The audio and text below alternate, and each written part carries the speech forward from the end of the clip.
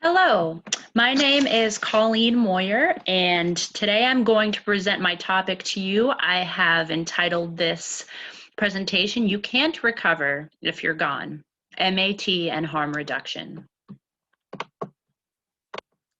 So to begin, I just wanted to explain some terminology that is often associated with harm reduction. The first one being MAT, which stands for medication-assisted treatment.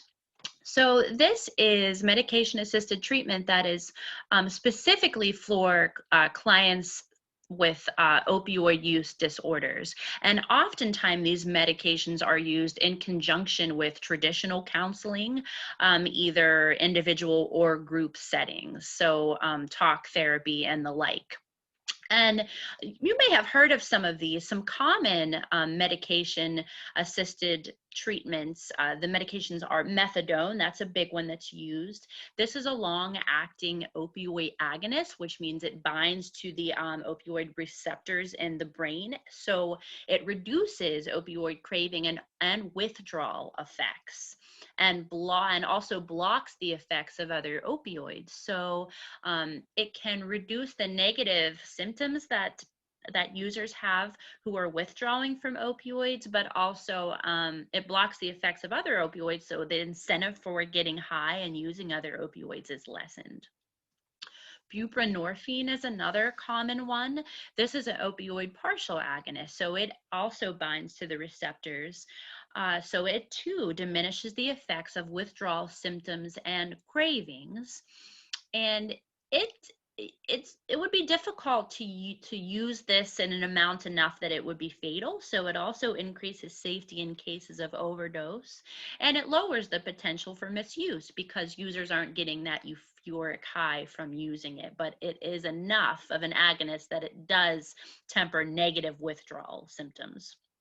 Naloxone, a lot of us may have heard of Narcan, which is the brand. So naloxone is the medication. This is an opioid antagonist that's used to reverse an opioid overdose. So it blocks the receptors instead of binding with them. So you wouldn't want to give this to someone who still had opiates in their system if they came in for treatment, because it can immediately induce withdrawal and a very negative withdrawal experience. Of course, you would want to use this on someone that was experiencing an overdose, but this would want to be, this could be a medication for someone who had already detoxed from opioids. So Suboxone is a common one. It is a combination, it's a sublingual film that is a combination of buprenorphine and naloxone. So this can be given to someone who, who still might have opioids in their system. So because it's a partial agonist, it has the buprenorphine, it will diminish the effects of withdrawal, but because it has the naloxone, it also blocks, they won't be getting that euphoric high. Other harm reduction methods, common ones, are supervised, well, not common in occurrence, but these are common examples that are often given. Supervised consumption sites. These can also be called safe injection sites or overdose prevention sites, or any kind of combination of those words, such as, supervised injection sites, etc. But they offer a hygienic and controlled environment in which clients or users come in with their pre-obtained illicit drugs, and those drugs can be injected right there on site under the supervision of trained staff. And when we're talking about trained staff, it's medical staff, it can be social services staff to hook them up with other resources they may need, as well as counselors, drug and alcohol therapists or counselors.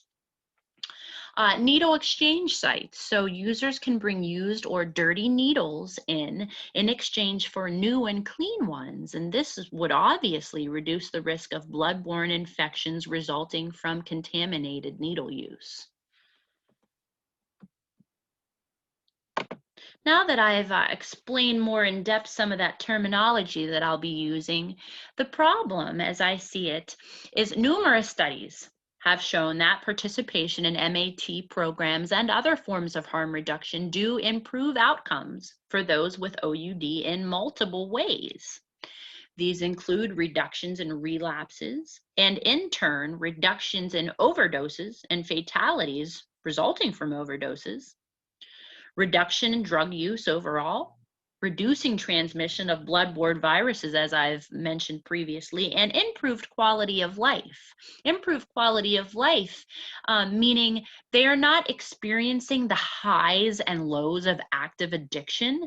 So they're not, all the time that's put into attaining drugs and the money put into getting illicit drugs. That euphoric high followed by the very, very negative withdrawal effects, often debilitating withdrawal effects. If they are on MAT, it's often called maintenance, drug maintenance, and as that word insinuates, maintaining a more baseline level of functioning so that they're able to go to work or take care of their children because they're at a more baseline level of functioning rather than the highs and lows of active addiction. So there's lots of positives from MAT and harm reduction. However, NIMBY, so that's an acronym meaning not in my backyard, concerns often hinder efforts to get harm reduction sites started. So meaning in my research, I found that a lot of people in theory agree with and are for harm reduction and MAT strategies. However, they don't want these sites in their backyard or in their immediate communities. For a number of reasons, they have some fears, which I will get into a little bit later. Some evidence. Safe consumption sites have been shown to decrease the harms of opioid use, including reducing overdose deaths, decreasing HIV and hepatitis C infection, and lowering rates of public syringe disposal. They have not led to increases in crime or drug use in surrounding neighborhoods. They offer opportunities to connect individuals to primary care, detoxification, drug and HIV treatment, and housing. So as I said before, these sites can often be a hub of social service providers. So, housing, treatment, traditional drug and alcohol treatment, any number of resources that they may need. And this may be a very first step into getting folks into more long-term recovery.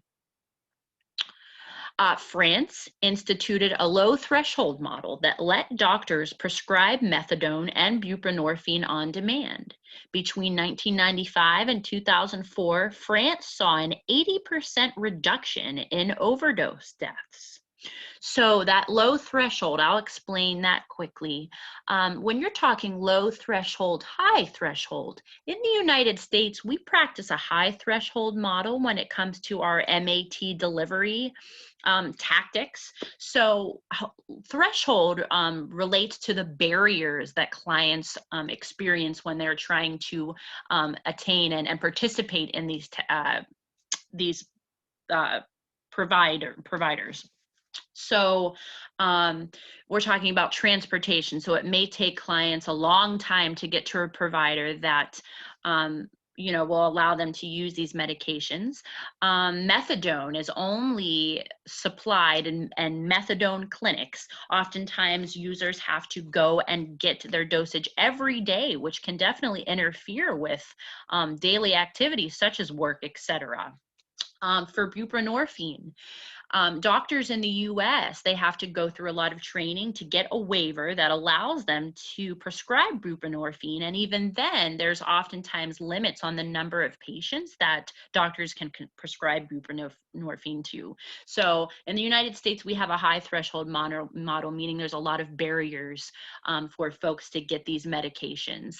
And so this study that I found in France, they instituted the low threshold model, meaning it was easier to get on these medication-assisted treatment routines, and you can see the effects of that, an 80% reduction in overdose deaths. In 2014, an Australian study on patients with an OUD leaving prison found that being on either methadone or buprenorphine reduced their risk of death by 75%.